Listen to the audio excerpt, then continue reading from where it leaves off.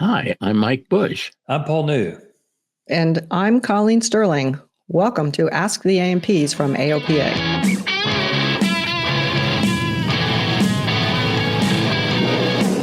On Ask the A&Ps, we try to solve your most challenging maintenance quandaries. In other words, we try to dequandrify you. So please email your best quandaries to us at podcasts@aopa.org for a chance to get on the show. And while I'm looking up dequandering to see if it's actually in the book somewhere. Dequandrify. I just made that up. So you'll have plenty of time to go subscribe so you don't miss any dequandrifying that we may do. And if you would like to get on our mailing list for vocabulary expansion and other cool things, the easiest way to do that is to text the word SAVVY, SAVVY, to 33777, and you will be asked for your name and email address, and you will get on our list. So text SAVVY, SAVVY, to 33777 to put yourself on the list. I had this is not exactly a maintenance thing, but I had a really wonderful trip in late May. I flew my Cessna 310 to Huntsville, Alabama, from California, to attend the annual convention of the Flying Physicians Association. It's a wonderful organization. Even though I am not a doctor, I am an honorary member of the Flying Physicians, and I try to go to their meetings every year. Dr. Mike. And if any of you out there are doctors who fly, it would behoove you to consider joining the Flying Physicians Association. At any rate, it's a wonderful group of doctors, and they hold regional meetings around the country, and then they hold an annual meeting every year. And it's there are a lot of great continuing medical education seminars. And I think the only aviation speaker who sits through all of the medical sessions, because I just love that stuff. And there are always some very interesting aviation speakers. I gave a presentation to the docs. Bruce Landsberg, who recently retired as vice chairman of the NTSB and formerly ran the Air Safety Foundation for AOPA, gave a presentation that there was not a dry eye in the house when he was done. It was a wonderful presentation. Wow. But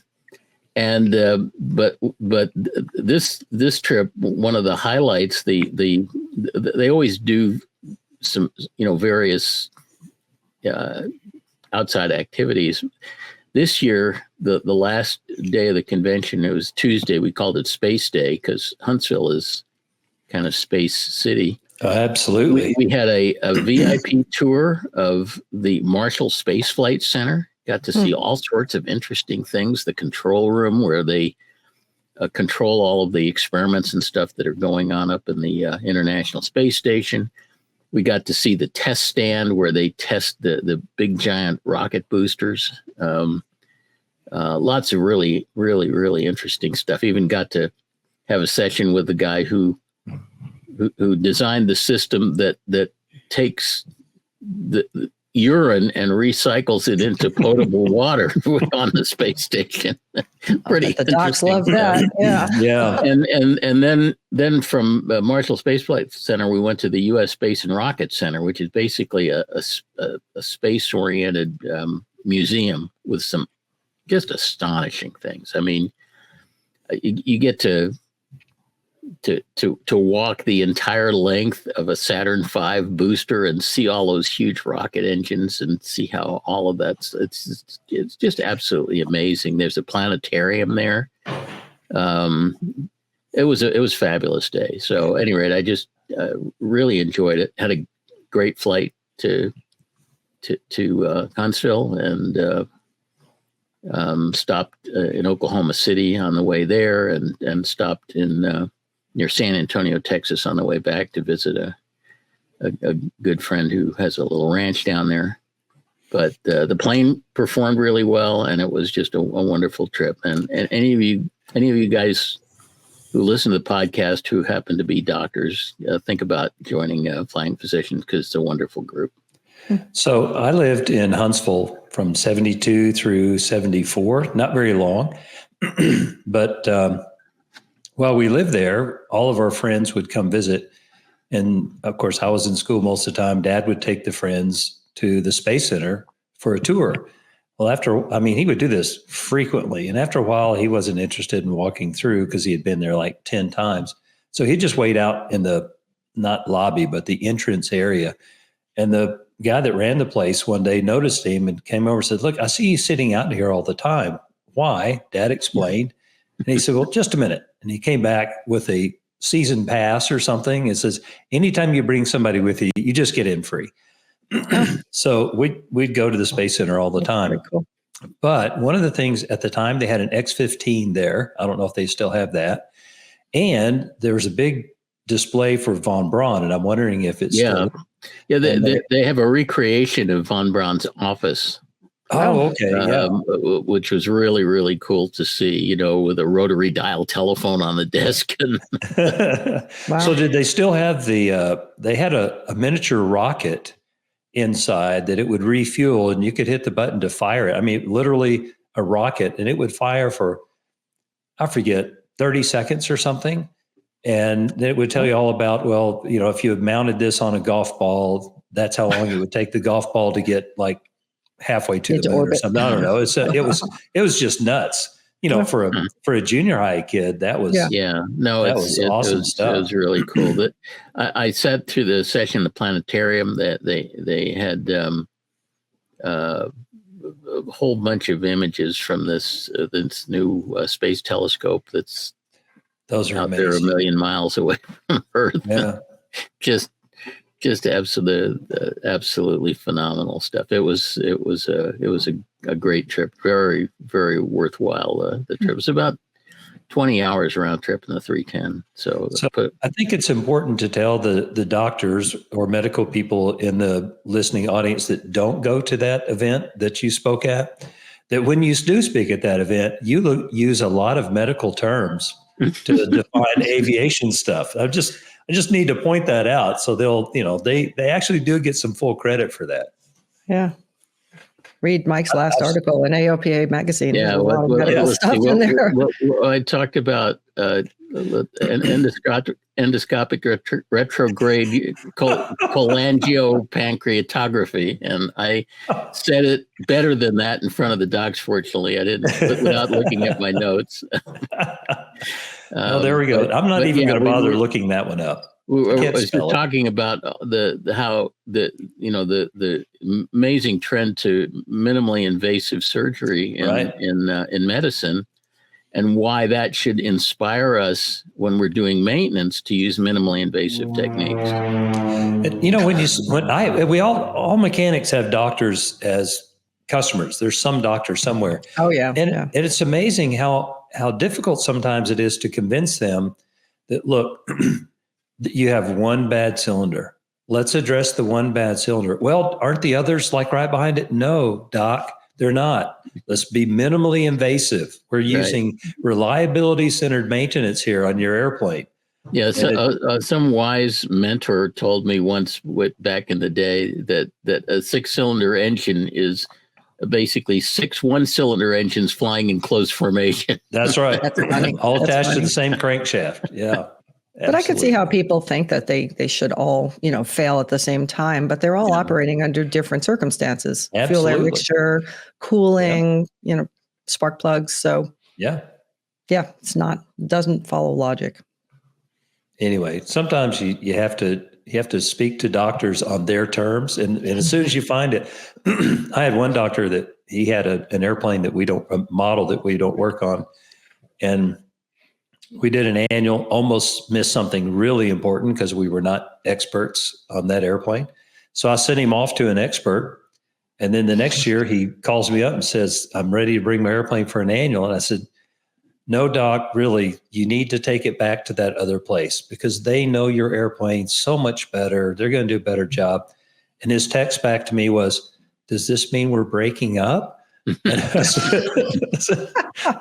I had to think about it a second. All right, I got to put this where he gets that I'm not firing him. Yeah. So I said, no, I'm your general practitioner, and I'm giving you a referral to a specialist. And you're primary care physician. I'm primary care, and I'm giving you a referalreferral. He loved it. It was perfect. He got that part. Yeah. He got it. Yep. Yeah. Now, I always, when I talk to the flying docs, I've been doing this for, 15 years or something, but I always just try to get the point across that they need to take all of what they've learned about medicine and apply it to the maintenance of their airplanes, because medicine is about 50 years ahead of aircraft maintenance in all of these important things. The whole, doctors are trained to think about risk and risk benefit trade-offs and things, and pain management, and mechanics aren't. They don't really think that anything they do is risky, although a lot of what they do is very risky, but they don't think of it that way.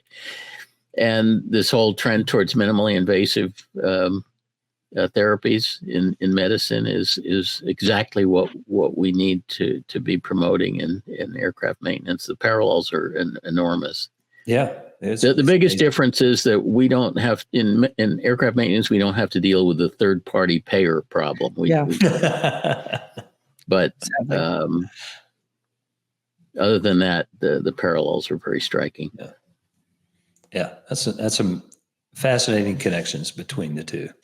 Our first question is from Nick, who is struggling to stop. Go ahead, Nick. What does that mean? Well, first of all, I'm really glad to be back with the Aviation Jedi Council, and I was on your show about a year and a half ago, and I wanted to report back to you that I have now joined the revolution. I have an engine monitor, and I love it. Yay! That's awesome. Congratulations. And even prior to getting the engine monitor, I bought a borescope and used that for almost a year, just in and of itself, and I loved that too. So thank you. Thank you for that. Very happy to hear that. So I got a couple of questions for you. When should I replace the battery in my Cessna 182? I currently have a Concorde gel cell RG25A battery that's I believe it's 6 years old, and in my past aircraft, I've actually run those gel cells for 7-8 years and had really good luck with them. Never had one die. I just finally got cold feet and replaced them.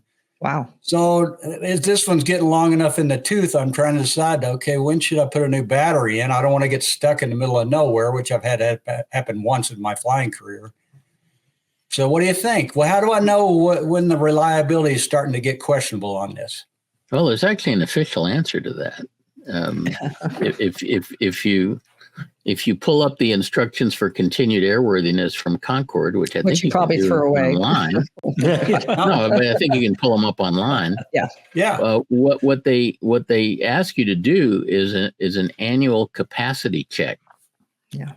Now there's an official way to do it, and then there's an unofficial way to do it. The official way to do it is to go out and buy a very expensive capacity checker box, like I did. And if you're Paul and you do this a lot, then it's probably worth buying the box.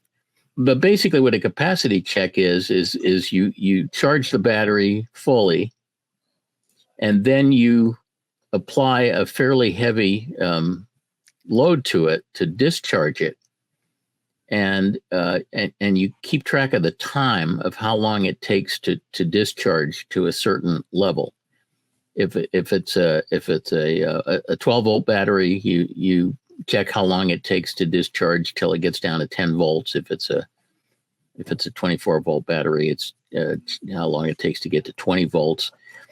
And the battery has an ampere hour rating, so you can calculate how long it should take if the battery was in brand new shape. And the rule is that if it gets down below, I forget that it's 80 or 85%, depending whether it's Concorde or Gill, and I forget which one is 80 and which one's 85. But they say, well, if it gets down below 80 or 85%, that's the time that you should change the battery. Okay. Now, if you don't want to spend money on an expensive capacity checker, which if you're not running a shop, you probably don't. Yeah. You can really accomplish the same thing by charging your battery fully and then putting a heavy load on it in the airplane by turning on the landing light and the taxi light, and maybe something that has a motor in it, something that draws a significant amount of current. Uh-huh. See how much current it draws, and then you can basically calculate how long it should take to drain the battery. And if it takes less than 80% of that calculation, then the battery should be replaced. Pitot heats draw a lot of current. Yeah, that's a good idea. Pitot heat. Yeah. So to calculate what that would be, I'd have to crunch some numbers for what I have turned on. And it's not complicated. If it's a 35 ampere hour battery, then it should discharge in 60 minutes if you're drawing 35 amps from it. Just put an ammeter in there and measure the current. Okay. And there's probably an ammeter on the panel. Yeah. Actually, I got a digital readout. Yeah. What you do need to do is measure the voltage and see when it drops down to, like either 10 or 20 volts, depending on which kind of battery you've got. And you do have to start at a fully charged battery. Right. Now that brings up an interesting issue. I'm interested in Paul's take on this, because I've always thought that doing the act of doing the capacity check, it strikes me as being something that's kind of hard on the battery. I think so too. I've brought that up to Concorde, and they say, "Oh no, it's perfectly fine, doesn't hurt it a bit." But then every time you have a battery that gets fully discharged, like you leave the master on overnight, you just know that it's shortening the life of the battery. And usually the manufacturer will tell you that. Particularly bad with the sealed batteries like the Concords, that they really don't like to be deep discharged. Exactly. Flooded cell batteries a little bit more forgiving of that, because you can replenish the electrolyte if it gets low. So Concorde hates it with a sealed battery when we say this, but I really don't see a lot of value in a capacity check. That's why you bought the expensive box. Well, we had to buy the expensive box because people come in and they want it done. And if you work on Columbias and Cirrus, although on the Columbia, it does not require a capacity check, even though it's in the ICA, but it's not in the airworthiness limitation for the battery. But in the airworthiness limitation for the aircraft, it requires that the batteries be periodically changed. Yeah, it's on a timetable on the Columbia. It's on a timetable. Every 2 years, you have to either replace 2 or 4. Yeah, it's so poorly written that you really can't tell. What you do know that you can't leave a battery in a Columbia over 4 years. But depending on how you decide to interpret how it's written, one battery can't be over 4 and the other one can't be over 2. Or you have to have them perfectly staggered so that you change them every 2 years. It's horrible. The idea is you stagger them, and wow, I'm pretty sure that whoever wrote that part of the airworthiness limitations was in the hip pocket of the battery company. Yeah, but there's no requirement other than the ICA for the battery that the Concorde wants you to do that, but it's not an FAA requirement. There's no requirement on the Cirrus either to do that. A lot of people want it done. A lot of shops will recommend it. I'm just not real sure how. I don't know that the risk outweighs the benefit. You've got 6 years. A battery minder is a way better idea. I wanted to say 2 things. One is especially for Concorde batteries, but I do it on my airplane that has flooded cell batteries. Having a battery minder connected, anytime the airplane is sitting in a hangar and not being flown, is a really good idea. It Yep. keeps the battery up to 100% all the time, and it's very good. Even if I'm flying it regularly. Yeah. Yeah. Although that helps a lot. Yeah. Yeah. That's the biggest thing that helps. And obviously, I know when they said it's not good for them, but I mean, I'm flying at least once a week, and That's great. I've never had the battery like grown on me like it's low or anything. Mm-hmm. You're probably just so fine. yeah. I mean, I'm familiar with those battery minders, but you think that's worth it? So even if I am. How far high in the latitudes are you? How far north do you live? I'm in Colorado, the Boulder area. If it gets really cold in the winter, having that battery topped up nicely and stay that way is really helpful. But if you're flying every week, even in the winter, I don't know how much benefit you're going to get from a battery minder. I think it'd probably be helpful, but I think your current data tells you that you already get 6 years with what you're doing. He's doing it right. I wouldn't be too worried about it. So you think from a seat of the pants standpoint, 6 years, I probably need to be thinking about a battery. No, that's not what I said. What I said was your current mode of operation has allowed that battery to last 6 years. We see a lot that fail at 4. Yes. Right. So in terms of adding a battery minder, I don't think at this point the battery minder with the way that you fly is going to be hugely beneficial. So I think I do pretty well. I agree that if he is really flying every week, that he's probably doing a pretty good job of keeping that battery topped off. The other thing I wanted to mention, just to amplify on something Paul said, which is not really battery specific, is this whole question of instructions for continued airworthiness.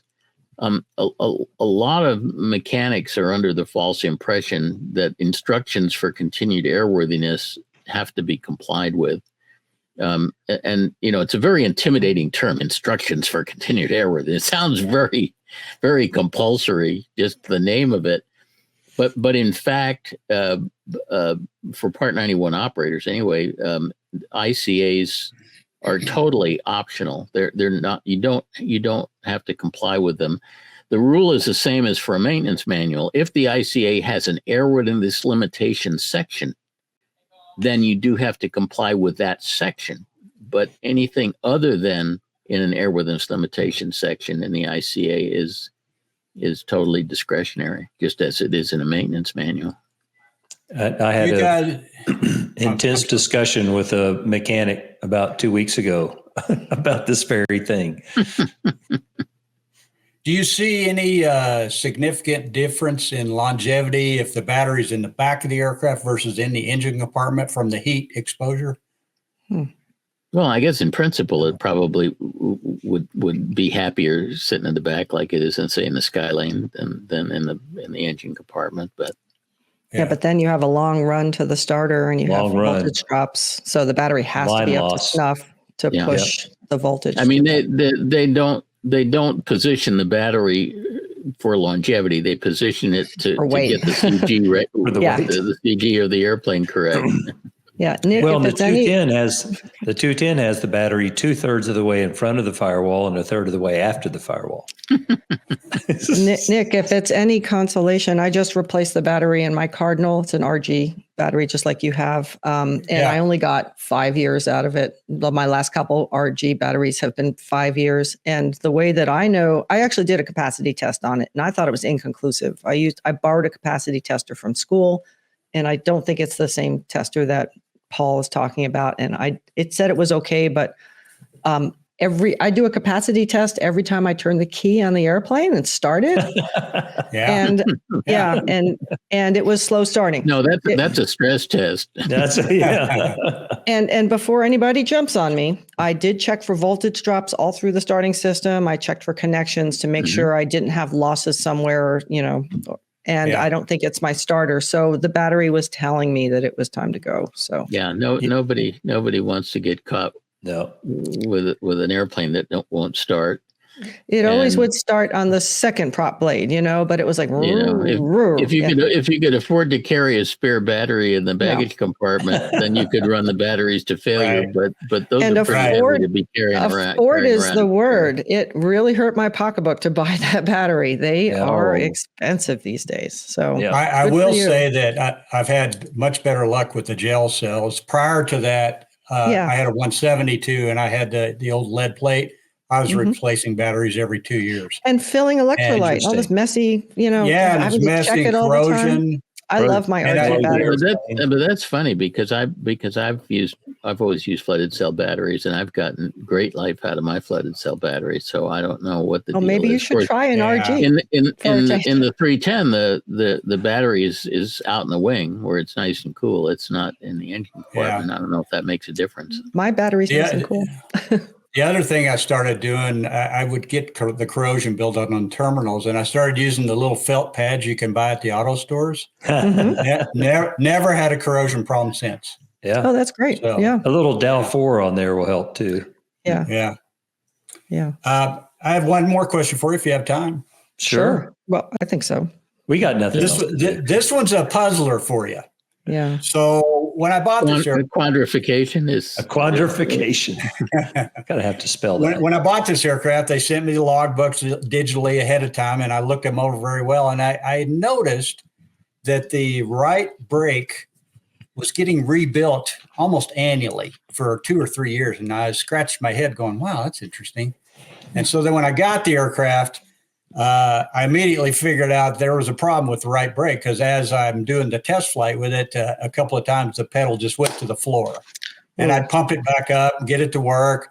And the previous owner had a lame excuse for it, but it wasn't a showstopper. They all do that.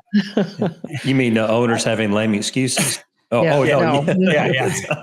Sorry. So anyway, long story short, I've rebled that line so many times, and then I actually changed out the master cylinder. I got one from a salvage yard, changed the plunger, replaced all the O-rings, changed the flexible line because I'd read that the flexible lines could disintegrate and get parts in there. And then my mechanic and I blew out the line with a high pressure hose just in case there was debris in it. And it's much better now. I mean, I've pretty much eliminated the pedal drop into the floor, but I still get little dribbles of hydraulic fluid that make their way to the belly, so that about every 2 months, I've got to add a little. And I have looked that line over from top to bottom. I can find no leaks. The only thing I can think is that it develops some kind of back pressure in the line and pushes a little fluid out through the vent hole in the cap. And I've tried it with a sealed cap, vent hole cap. My mechanic just kind of throws his hands up and says, "I don't know what else to do." Any suggestions? Possible, because the master cylinder shouldn't be topped off to the very, very brim anyway. There should always be some airspace in there. But it would be sticky. Well, I don't top it. I don't top it to the rim. I just fill it up enough so that I don't have a spongy pedal. It's so conveniently located on the 182. So I just got back day before yesterday from Cincinnati. We presented the Cessna Pilot Association 182 class, and you were not there. So, and we spent a good amount of time on the brakes because there's some real common failure modes. So a couple of questions or something to take a look at, since you mentioned the fluid pushing backwards, which actually on your airplane is a strange little possibility. If you look down at your brake caliper by the wheel, see if the tube that connects to it is a solid aluminum tube as opposed to a flexible hose. If it's a solid aluminum tube, of course, you understand that the brake caliper, as the linings wear, has to be able to move in and out to adjust itself. And the design of your master cylinder is such that when you push down on the brake and create all this pressure, and you release the pedal, as it comes back up, some of the fluid from the reservoir goes into your brake system so that the brake linings don't fully retract. Otherwise, every time you push the pedal down, it would have to travel further and further and further to get to the disc. Right. If you have a solid line on the caliper down at the wheel, when you release the pressure, that caliper then can be pushed to an angle. In other words, it's trying to push the puck or the piston back into the caliper, which tries to send fluid up into your reservoir. It shouldn't be able to go backwards into the reservoir, but yours may be doing that for some reason. And so it's filling up your reservoir. It's dribbling over the top out the little yellow or red or blue plastic cap with the hole drilled in it.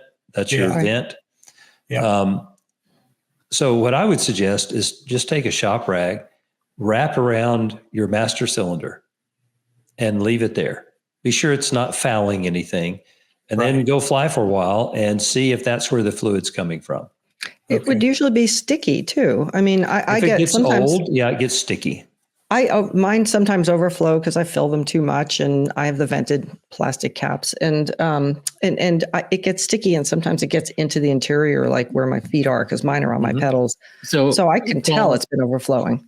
Yeah. So, Paul, you're saying that the master cylinder effectively has a check valve that should let fluid go out but not come back in? It does in a sense. Is that the Loco seal that does that?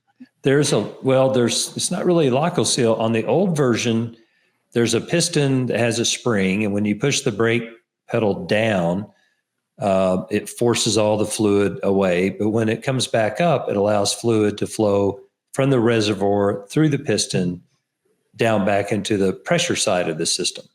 And as it sits there, it shouldn't be allowing much. Now, it will allow some, because that's how you bleed the brakes. You apply pressure down at the bottom at the caliper, and it flows upward.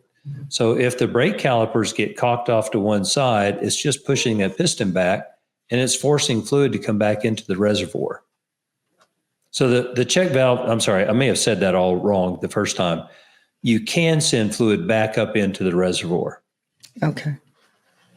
So you were talking about either a solid tube or a flexible line. Mm-hmm. I'm not sure I understood the significance of the difference. Is one better than the other? Well, the flexible line will allow the caliper to stay in its proper aligned position as the linings and the disc wear.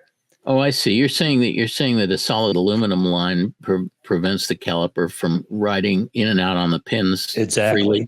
Right. Oh, okay. Yeah. Oh, okay. Boy, I just totally said that wrong. Nobody understood what I said. No. No, right. So it's if I do indeed have the solid aluminum line, if I switch to the flexible line, maybe it'll cure. Well, so I'm just going to say some things, and then you and your A&P can decide what's what. But on some models of the airplane, the solid line is how it came from the factory. So you can't just take a solid line off and replace it with a flexible line. Okay. But if the solid line gets broken somehow, and you can't find it, and you need to fix it, then somehow it is often very much acceptable to replace all or a section of a solid line with a flexible line. Hint, hint. You mean if like a knucklehead owner accidentally breaks that? Yeah, I think that's what he's saying. I'm trying to draw out the information from Paul because he's being particularly inscrutable today. Paul, are you suggesting that at some point in the evolution of the Cessna 182, Cessna changed its mind and changed from a solid line to a flex line? Or are you not saying that? I'm not saying that. I'm just saying that I've seen an awful lot of 210s and 182s come into the shop, and they had the last 8 to 10 inches of the brake line was flexible, and some of them are solid. And the ones that are flexible have nice, even wear on the linings, and the discs last longer. Some of those airplanes had the flexible line from the factory, and some have a solid line from the factory. So somebody looked at one. So now, is this a repair? Or is this a minor alteration? Minor alteration. It's a it's a repair. Oh, come on, really? Oh, is that on purpose? I don't know. You call it either one. Yeah, Jeez, it works. He's being so dodgy. And it's it's a totally acceptable repair. So what you're saying though is this condition only happens when the brake pads wear so much that there's got to be a lot of movement of the calipers. Right. And he wouldn't see it with new pads. They can't really move because this solid, So I wonder if hydraulic Nick line has- is attached to it. If Nick could trace this back to worn pads versus new pads. And the tube. So as the pads wear, that caliper needs to move. And it moves when you have the brakes applied. But as soon as you let go of the brakes, then the caliper comes back at an angle and wedges tries to push the puck back. Wow, that's some great engineering, huh? I think Paul made all this up though. So you need to take it with a grain of salt. But that's interesting theory. I mean, this is one theory I have not heard, and everything else we've done, it's like it's usable now. I'm great at making up wonderful stories. MSI, making stuff up. Yeah. It's plausible. I like it. Well, we have solved several brake problems that were weird by doing this one thing. Our next question is from Andy, who is trying to better understand the ice maker. Go ahead, Andy. Great. Yeah, thanks for taking my call and love your show, like everybody in the aviation community does. So I'm from Minnesota, so been teaching in a student's plane. It's got a 1960 172A Cessna and with an O-300A. And the engine, the owner's manual talks a lot about like generic use of the carburetor heat. Like most 172s and operator manuals, but this plane's got I guess it's a West Tech carburetor temperature gauge. And when I look at it, and we've been flying it mostly in the winter, it's an annual now. So since about March, I haven't been able to fly it in the nice warm weather. But during the cold Minnesota weather, which is, freezing or below, it's really hard to follow, like, what are you supposed to do with that gauge? Because it seems to always live in the yellow range, which is the warning zone. And when we do run up and pull the carb heat, it jumps out. And then when you put the carb heat back in, it's back in there. During cruise, on the climb out, heading into the practice area, 4,500 feet or 3,500 feet, same thing. We're in the yellow. And then when we do our maneuvers with carb heat, for the ones that we need it, it's fine. But what do you know about these carb temperature gauges? And because if I follow that, we'd be flying around with the carb heat on all the time, and that just doesn't make sense to me. At least in the winter. Again, Minnesota winter is what I'm talking about here. So any help would be appreciated. Is it even possible to get carb ice in a Minnesota winter? I mean, It's so cold. normally I think of carb icing weather as being, warm and humid. Yeah, I don't think there's enough moisture in the air during a Minnesota winter to have carb ice, no matter what you did. Good Perfect, because I look up those guidance tape, like those charts where for the potential for carb icing, and they stop at I think it's -5 Celsius, so we're around there. So it kind of go off the chart. So yeah, go ahead. So that might be the answer right there. You're too cold. Okay. So yeah, just too cold and not to worry about it then. So, okay. And then in general, just keep it outside the yellow range if it does show up there in the, I guess in more potential conditions. Well, have you ever had ice in this airplane? Not in that plane, but not in this airplane. I have flying IFR, 172. Sure. So yeah. Mm-hmm. I wouldn't think that you would ever get it during wintertime. Yeah. Okay. But certainly worth experimenting in a safe way. I usually suggest experimenting in unsafe ways, but I'm gonna curtail that idea. But yeah, I would certainly just see. If it's going to make ice, it's going to make it usually pretty quick. Okay. Yeah, so it's probably worth mentioning that there are two kinds of instruments available. I mean, the carburetor has as a port for a probe to go into. Mm-hmm. And there are two kinds of probes you can put in there. There's a temperature probe, which is what you have. And then there's an optical ice detector probe. And the temperature, the carburetor temperature gauge, presumably lets you prophylactically avoid the conditions that could cause icing, whereas the optical probe tells you when ice is starting to form. It's actually triggered by ice formation. So you sort of have a choice. You can have one or the other because there's only room for one probe in the carburetor, but you sort of have a choice as to whether you want to look at carburetor temperature or whether you want to look at put an ice detector probe in there to find out when ice is actually starting to form. Sounds like that one Does might that be better. give you- We'll take a look at that. Is that like an idiot light that lights up when you've got It is an idiot light. Exactly. Oh, how interesting. Okay. Yeah. Okay. Cool. Well, thank you very much. Appreciate it. Yeah, that was easy. It's just too Thanks for the cold. call. Too darn cold up there. All right. Wow. Thanks. Thanks, Andy. Okay. Yeah. Take Bye-bye. care. Thank you. See you. Bye. Question is from Greg, whose Cherokee can't seem to sit up straight. Lopsided Cherokee. Go ahead, Craig. What you got? First, let me say, absolutely love the show. Both me and my father listen to it every 2 weeks when it comes out. Cool. We both started listening pretty heavily after after I purchased my aircraft, the new to me 1962 Cherokee 180.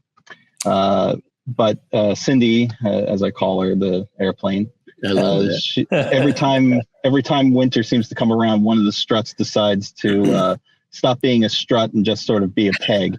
I'll pull off the runway. The first year was one of the main landing gears, so it wasn't too bad. You just pull off the runway, leaning a little bit to the one side, and you just sort of acknowledge it as you just go along.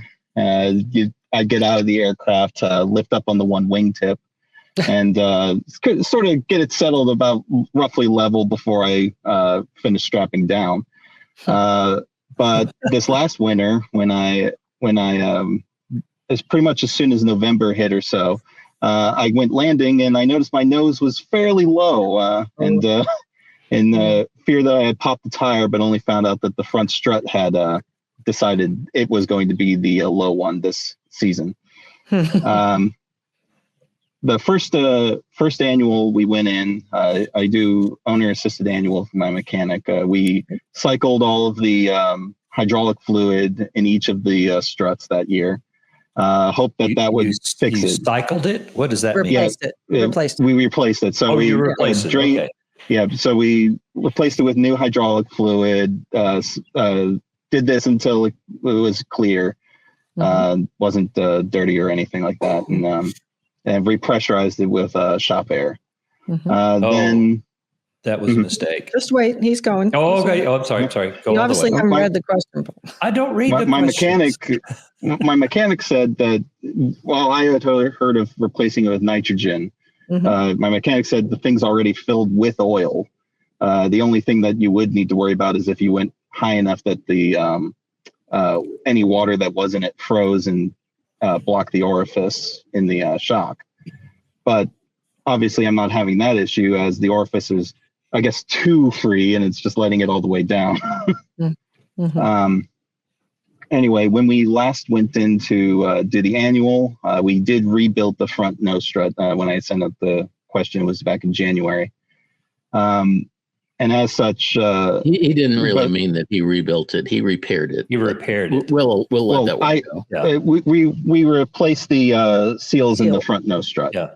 And That's I a helped with repair. that. Yeah. Okay. We repaired the nose strut there. Then and we repressurized it with shop air, and so far doing great, no issues. But we'll see again when it comes around to winter if that maintains. So I guess the question was, my father, who's highly active with me in the airplane maintenance and ownership, he did find that there was this strut seal product. And when we were before we rebuilt the strut, he was like, maybe we should just put the seal in, repressurize it, and see if that helps out the situation before you do that. Now that I've already rebuilt it, the question is, should I put that in the two main struts that haven't been repaired? So I have lots of comments. He's I do talking too. Granvilles. He's Who's talking going to about go Granville. first? First of all, I have had almost a 100% success rate with Granville strut seal. This stuff Me is too. absolutely magic. Magic. So definitely put it in for sure. Doesn't hurt. But one of the things that bothers me is if I'm not mistaken, you said that your strut is going flat, but you're not seeing fluid leak out. Yes. Yeah. And that raises the issue as to whether or not that's actually you're looking at the wrong problem, because doing the repair of replacing all the seals is helping to seal the fluid part of the strut. But if you're not seeing fluid leak out, maybe the strut's going flat because the air is leaking out. So your Schrader valve is. And then that sort of brings up this issue of whether you're supposed to use air or nitrogen. And I kind of disagree with your mechanic that the issue is not that moisture in the air is going to freeze. The issue is the moisture in the air is going to corrode the inside of the strut. Absolutely. And this notion that's not going to happen because the strut is full of oil is not true. The strut is half full of oil. Yep. The bottom half of it has hydraulic fluid. The top half of it has gas. And the reason that we use nitrogen in those things, preferably, I mean, it's okay to use dry air. The problem is it's hard to come by dry air. Yeah. It sure doesn't come out of a compressor. No, not my compressor. But the reason that it's preferable to use nitrogen in the struts is so that you're not introducing moisture in there that could cause the strut to corrode internally. Yeah. So the corrosion then would allow air to leak? No, I don't think so. Does he lose it? It's long-term deterioration of the inside of the strut. But he's got a problem now, and we've said this Right. before. So the problem now is most the likely air to valve. cause air to leak is the air valve up in the top of the strut. Okay, so And that's what that's happens the bottom line, is everything's working great, and the first cold snap of the year, the O-rings that are very old or the seals that are very old are shrunken and they're hard. And this is not a balloon. This is a fixed steel cylinder. So it takes a very small volume of air to escape to allow that thing to go totally flat. So it goes totally flat, and you come out and you reapply nitrogen, not air, and you get it all pumped back up to the proper place. And it works great for that season. It does it again the next year. Same thing. After about 3 years, it won't last through the winter. But as Mike was saying, on those, the oil is in the bottom. Same thing on a typical Cessna. And the gas is in the top. So if you've got a problem with the seals, you're going to have red fluid running out somewhere. If you don't have any red fluid, then you're back up to the air valve, which is typically in the top, depending on what airplane you have. So yeah, you've got an air valve issue. Put on a new air valve, and you won't have to keep resealing this thing.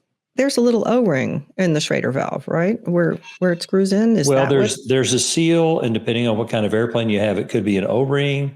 On Cessnas, it's an aluminum washer, which acts as a gasket.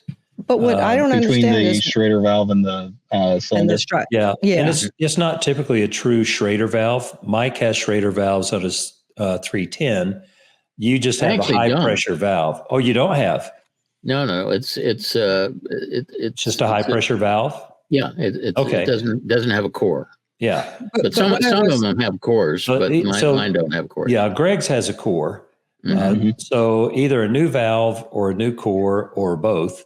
But is going to take. But what I was going after, Paul, was it only happens in the winter, so that implies it's a rubber seal. So is there an O-ring? So is it the O-ring on the Schrader valve that's leaking only in the winter? It could be, or it could be the valve itself. Why would it? Because the valve itself has rubber parts too. It's not an O-ring. Inside. Yeah. I've never taken one apart. Okay. Yeah. All right. Okay. But that's a pretty cheap solution, Greg. Absolutely. You should be happy. I mean, rebuilding those things is messy and right. Don't even need to pull it off, just to pull it. Pull it off the aircraft. Just what the Granville does is it causes the seals to soften and swell. and so it prolongs the life of the seals. I just rebuilt my So shimmy depper with Granvilles. It works beautifully. Same. So you use concept. the Granville even on a You repaired it. non-leaking strut. I wouldn't use it until you need it. Okay. I mean, personally, Yeah. but keep it It's in probably stock. not going to hurt anything, but It doesn't hurt anything. And you put in a certain proportion of Granvilles to regular 56. It's not very much. Yeah, Yeah. you put in a little bit of Granville into the strut. It's that wasn't going to really fix does your work. problem anyway. So Yeah. So, but stock it. yeah, You'll get there. the air out, put nitrogen in. And unfortunately, I believe it is a requirement of certification that with a completely collapsed nose strut and a flat tire, your prop still won't hit the ground. I think Right. that's Yeah. required. That's probably close. Yeah, Yeah, it's I really, didn't really like how close it was, and so I grounded missed it it until we for could fix the nose strut. Yeah, no, we don't want Yeah. to. We don't want to fly that way. No. Right. If you have any engine sag, you might. But for the main strut is collapsed. It makes the airplane really good for crosswind landings. It's That's Right. In one direction. Yeah, in in one one direction. Right. I think the nitrogen will also help. So you had the one strut that drops down, and Cherokees are all the time coming in lopsided. It's kind of common. That's cute. New O-rings will help that because the strut tube will slide more evenly. It won't find those little spots where it hangs up. And the nitrogen will help because I think it's more consistent in the pressure that it holds. So when the temperatures change wildly, it's not going to change, and you want to get the moisture out. But if you do the mains, and they're a pain to do, but it's definitely doable. Of course, on the mains, you've got the valve is on top of the wing, which actually makes that part of it way handy. I don't think the pressure thing is going to vary between nitrogen and air. Air is 80% nitrogen anyway. Chemist is coming out. Yeah, there you go, Paul. But Wow. the real issue. I still with air like is- nitrogen better. Should have known that. Right thing. Is moisture that Yeah. when you're Rest pumping is the thing. nitrogen in from a nitrogen bottle, you know it's 100% dry. But when Yep. you're Yeah, putting air in from a strut pump or whatever it is, it's going to have some moisture in it. But reseal those mains and get them serviced as well. And that lopsidedness will be way less prevalent. Maybe we should just put some desiccant crystals in there before we put the air in. the bouncy crystals. I The extra imagine that bouncy would cause it crystal. to get a little crunchy. Yeah, crunchy strut. Well, take care of Cindy. Go take care of that airplane. Yeah, Yeah. Will do. I like airplanes that have girls' names. Yeah, that's Yeah. very cool. She's named after her call sign, 7060 whiskey, 60 whiskey Yeah. Cindy. Oh, that's great. That's cool. That's very cool. Very cool. We had a lady here, well, still do have a lady here. She has a commander, and it's November 161 Romeo Lima. And when you write it out, it's number one girl. Oh, that's hilarious. Were you implying that Cindy was an alcoholic, or did I not get that? Oh, gosh. She's lopsided, She's lopsided. But let's not go down She's that an old road. girl, but she's a good girl. Yeah, Okay. that's right. Well, All right, put some nitrogen in there and check Pump her the up. air valve. Yep. Great Thank you very question, much. Greg. Thank you. Take care. See you, Greg. Cindy. Okay, we got a couple of great letters for this episode. The first is about the safety wiring of the oil filter on Robinsons. Oh, gosh. This is from Matthias over remember in this. Germany. Yep. He says, on your latest episode, you talk about the safety wire for oil filters here on Robinson helicopters. Lycoming and Robinson officially published a service bulletin or letter that it's okay not to secure the oil filter with safety wire. It's apparently to prevent FOD. The R66, I guess, is the same as well. He said, don't ask me why. I never understood this point. 5 minutes of work for much more safety can't be an argument. Love the podcast. Yeah. So Agree. are they worried about like safety wire FOD on the ramp? Like people cutting the safety wire FOD? It can't be FOD in the engine. I don't know. Hmm. Yeah. I'm surprised. Now, I don't know if a filter's ever going to come off because it doesn't have safety wire. I mean, I've never tried it. Not going to get into that big debate, but why in the world would Lycoming or anybody suggest, oh, don't worry about putting that on there? Don't bother. Yeah. Because if Especially it ever does helicopters come where there's off, can you more imagine what vibration. that's going to cost them? Yeah. Wow. Mm. Yeah. And Yeah. I think it's just good practice for mechanics to do without There's pliers. probably a whole bunch of very, very tiny fine print at the bottom of that service bulletin. It's Yeah, and if We it can does come off, it's not our fault. yeah. We can look it up. Yeah. Yeah, that's right. And this is about hangars. So we've actually had many questions over the past couple of months about, oh, geez, should I buy an airplane if I can't get a hangar? So Building a hangar, so we'll see how that goes. Oh, there you go. Yeah. Shannon says, not an aircraft maintenance issue question, but I've heard this issue come up several times on your podcast. So here's my experience with airplane hangars. My flying club keeps our 172 at an airport with a grass strip. That's pretty cool. Yeah. The hangar we use has issues in the winter with snow and ice. So in the winter months, we rent a hangar at an airport about 20 miles away. Last fall, when we asked about available hangars for the coming winter, we were told there weren't any available. A little sleuthing by one of our club members found that one hangar was being rented by someone with no plane or pilot's license. He was using the hangar to store various non-aircraft related items. Ooh, yeah. Yeah.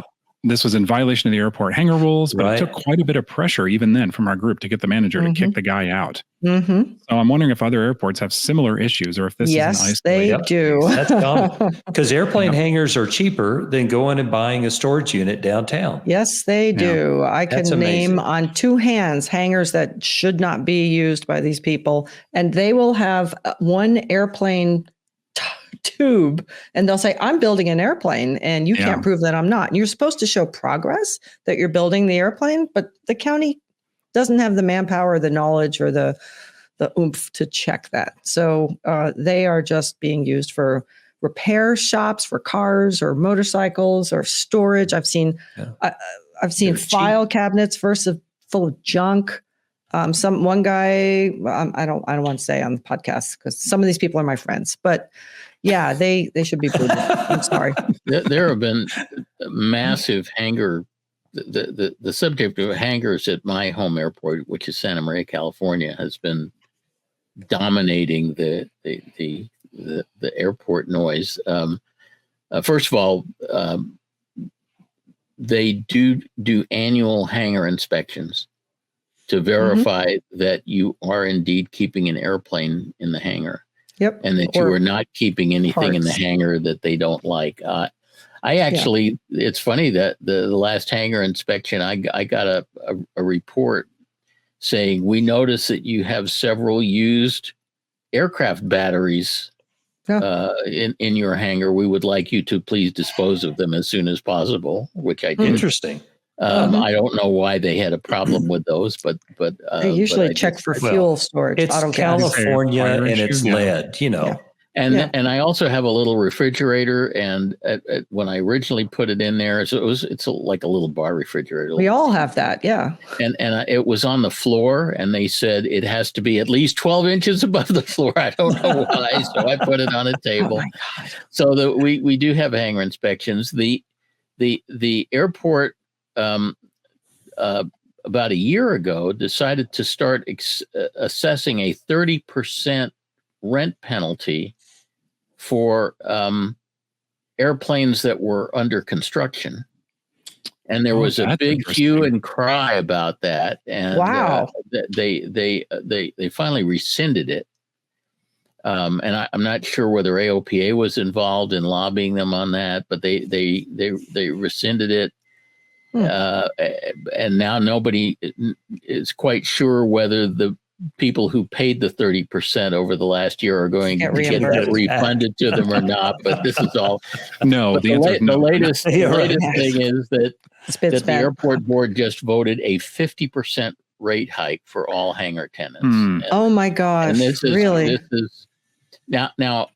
You know, I have to admit that we have had it awfully good at Santa Maria. Our hangar rates have been well below what they are at other airports. But, you know, politically raising the rent 50% all at once rather than phasing it in, that was tough. Cool. At any rate, it motivated the creation of a new hangar tenants association, which is being incorporated as we speak, and it's going to be hiring a lawyer and stuff. It's so wow. there's been a lot of stuff going on. But at our airport, there have long been annual hangar inspections by the airport, and if you're using the hangar for other than, I mean, you can have other stuff in your hangar, but you have to have an airplane in your hangar. You have to have an airplane part in your hangar. The guy across from me has it, and he doesn't fly, so he doesn't listen to this podcast because he's not a pilot. But he has a gyrocopter that looks like a kid's toy that hasn't flown since 1950. Mm-hmm. And that's his airplane. And that's how he keeps the hangar. Yeah. Yeah, it is. It's just criminal. It's just wrong. It is. I mean, it's like Lord of the Flies out there. It's like we're pitting against each other because of the whole. It's probably civil, but yeah. The experimental thing is an interesting question because it's like, there is a certain point at the beginning, especially where you can do that at home, but it's like they are entitled to a hangar. So, but what is the right?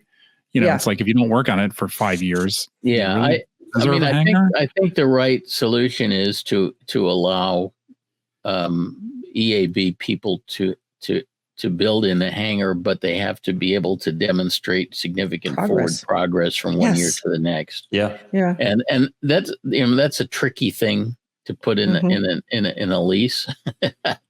How exactly do you define that? Our next question is from Jim. He's ready to explore the joys of working behind the panel, like dents in the back of your head from the rudder pedals. I still have mine from my avionics days. You'll enjoy it. What's your question, Jim? Sorry. Okay, so this is on a 96 Mooney M20J.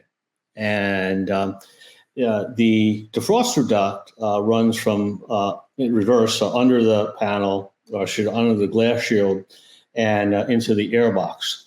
And it's made out of a plastic or a plastic-like material that over the years, it has just disintegrated. So it got to the point where, vibration, or if you even just touch it, it literally just turns to dust.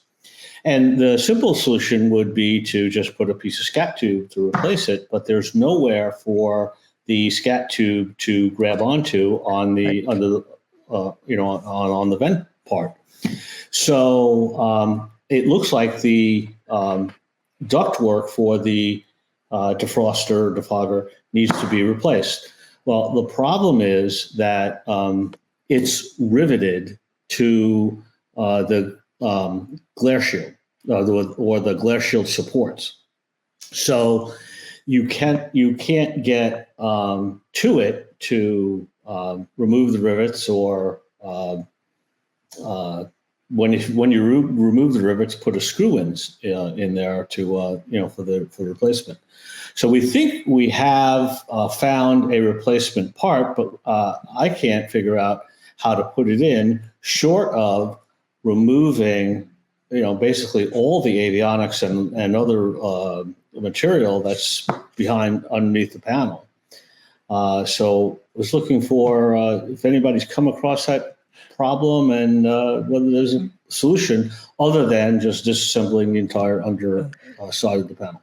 So Jim, you're in luck because Paul is a world-renowned Mooney maintenance expert. No, he's not. No, but there is a Paul that is a renowned Mooney expert, and that's Savvy's Paul Cortopades. Yes, who I texted last night and asked him about this question. Oh God, Colleen's so bad. Well, I got to contribute something here. So Paul said it's pretty simple for you to do. First, you have to remove the glare shield, and he did not mention that the duct is riveted to the glare shield, so that might be a problem. You're probably going to have to get those rivets out. He just said remove the glare shield to access the defroster duct. He said tie some string around the scat and pull it up so you can get it out of the way. And he described repairing the defroster duct, which sounds like a plenum that attaches. Yes. That's probably a better word, plenum. Yeah. Yeah, and he said it's fiberglass, and he said either you can buy a new one from laser.com or from the factory. Laser, LASAR, I guess is a Mooney supplier, or you can repair the existing one. If it's not too far gone, you can just repair it with epoxy. or a couple bids of fiberglass around that. I think duct tape would work too, but depending on if there's anything for the tape or the fiberglass to attach to. It sounds like it's a little bit far gone for that. Yeah, it looks that way. You can't really get a good look at it from From underneath. Panel, but it looks like there's nothing for it to grab onto. You need to do this operation from the top. If you can remove the duct from the top, it sounds like that's the way to go in. And he said, be sure if you are doing epoxy repair down there to lay something so that you don't drip epoxy on your radios, which sounds. And his final comment was, it sounds like this airplane spent too much time on the ramp uncovered, which caused that to deteriorate. I don't know if that's true. Dries it out. Not since I've owned it, but I'm not 100% sure of the history. Well, it's good that it's fiberglass and not plastic. Yeah. Well, it might be plastic, but he said you can repair it with fiberglass. Yeah. That's what he was. We did. Okay, so you're talking. Go ahead. Sorry, go ahead. You go, Jim. So the suggestion from Paul at Savvy was to basically build up a new surface for the scat tube. I think if there's enough left, if there's enough of the plenum left, that you can build the surface back up so that the scat will slide over it and strap on. But if it's too far gone, then you probably want to replace that part, or you could remove the part. And it sounds like you have to repair it in situ, which again sounds kind of messy. But if you can get it out, maybe you could put it on the bench, and you can rebuild anything from a little smidgen of what was original, right? Or just. If you don't feel like doing that, you can. If the glare shield can come off, then presumably you can drill out the rivets, right? He didn't mention anything about rivets on the glare shield. He just said first the glare shield will need to be removed. Right. Well, is it riveted to the glare shield, or is it riveted to the support? The glare shield supports the latter. The glare shield, you can come out and you can eyeball it, but you can't get anything in between the ducting or the plenum and the windshield. It's real tight because the windshield has a slope. Yeah. So my dad was a real Mooney fan. We did a lot of Mooney work back in the day, and I told you. we restored a 78. 78 was the first year of the 201, wasn't it? I'm not 100% sure. I think whatever the first year was, we had one. My sister flew it in the Air Race Classic. Anyway, so we put all that together, and I don't remember a lot about the glare shield, except that if you imagine the year before, the Mooney Executive has the real short windshield, and then the two cover panels, they're between the windshield and the firewall. So you take those off and you access all the avionics and everything, instruments from outside the airplane and above. Nice. Yeah. On the 201, it's pretty much the very same layout, except that you have this really raked windshield in its place. So access is a problem.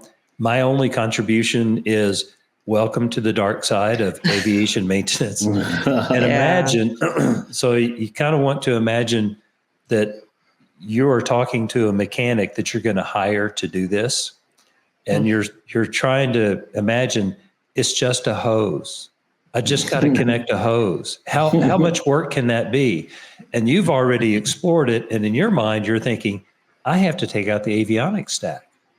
We're talking a day or two or three. Yeah. And then when you get done, what are the chances that something else isn't going to work?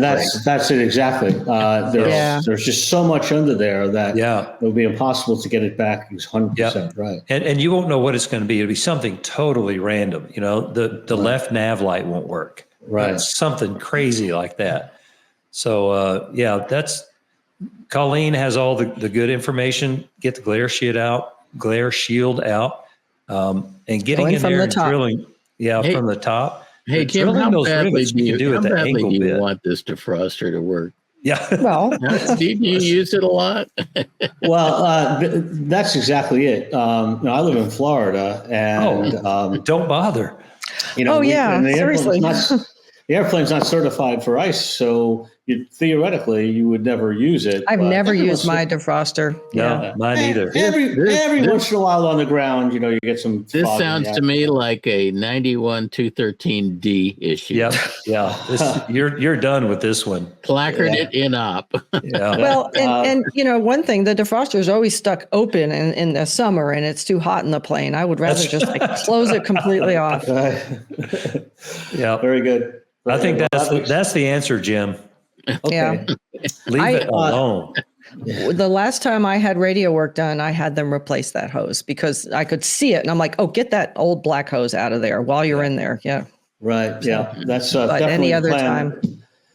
Definitely the plan for future avionics work is, get right at that. Yeah.